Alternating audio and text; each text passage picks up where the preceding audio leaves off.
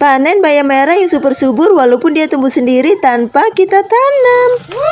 Jadi karena aku lihat bayam merah aku ini kayaknya udah waktunya panen, makanya hari ini aku putusin untuk panenin aja. Karena kalau panennya telat nanti daunnya tuh bakalan jadi tua guys. Jadi kalau memang bayam kayak gini udah waktunya panen, kita lebih baik cepet panen aja ya, supaya dia nanti bisa tumbuh tunas baru dan kita bisa panen lagi. Mungkin ada sebagian orang yang panen bayam kayak gini tuh dicabut ya guys, tapi kalau aku nggak, aku lebih baik dipotong aja. Karena kalau dicabut itu kita cuma bisa panen sekali guys, dan kita harus beli benih lagi untuk menanamnya kembali. Tapi kalau kalian pakai cara yang aku lakukan, kalian bakal menang banyak guys, karena kalian bisa panen berkali-kali dan gak perlu lagi beli benih untuk penanaman berikutnya. Malahan kalian bisa dapet benih gratis nantinya guys. Mungkin di antara kalian ada yang bertanya-tanya ya, emang gimana sih caranya bu? Ayo sini kumpul biar aku kasih tahu caranya. Jadi kemarin waktu aku pertama kali nanam bayam merah ini guys, jadi aku tuh panennya secara potong kayak gini. Setelah aku panenin kayak gini, jadi dia itu kan bakalan numbuh tunas yang baru ya guys. Dan dari tunas yang baru itu kita bakalan bisa panen lagi. Dan hal itu aku lakukan sampai 3 kali ya guys. Dan setelah 3 kali ini aku biarin sampai bayam itu tumbuh lagi, dan akhirnya dia itu akan berbunga. Dan dari bunga itulah akhirnya kita bisa mendapatkan benih-benih dari bayam merah ini guys. Jadi dari benih-benih itu kita dapat melakukan penanaman bayam merah ini di tempat yang lain ya. Tapi kalau di tempat ini sendiri kita nggak perlu nanam lagi guys, karena di sini tuh bakalan nantinya tumbuh tanaman bayam merah walaupun tanpa kita tanam ya guys. Kalian bisa lihat sendiri kan, walaupun ini tumbuh sendiri tanpa ditanam, tapi ini pertumbuhannya tuh bagus banget ya, karena ini bisa subur-subur banget. Jadi untuk kalian yang pengen nanam bayam merah, kalian bisa lakukan cara yang aku lakukan juga. Karena untuk penanaman tanaman bayam ini baik yang merah maupun yang hijau tuh sangat mudah loh guys. Kalau menurut aku sih nggak ada perawatan khusus ya. Kita cukup siapin media tanam yang subur. Kalau bisa kita langsung campuran untuk pupuk kandang ya. Untuk pupuk kandangnya kita bebas ya, kita bisa pakai kotoran kambing, kotoran ayam maupun kotoran sapi. Yang penting sebelum digunakan kita bisa melakukan untuk fermentasi dulu. Tapi kalau menurut aku sih kayaknya kotoran kambing itu lebih baik ya kalau untuk tanaman sayuran kayak gini. Jadi kalau kita punya kebun sendiri di halaman rumah kayak gini guys, kita bakalan menang banyak loh. Jadi selain kita bisa mendapatkan sayuran segar dan organik, yang pastinya kita juga bisa menghemat biaya pengeluaran untuk pembelian sayuran. Dan dengan cara berkebun kayak gini, ini juga bisa jadi salah satu cara untuk terapi jiwa loh guys. Karena aku udah ngebuktiin sendiri loh guys, dengan berkebun kayak gini, jadi hati kita tuh jadi lebih bahagia,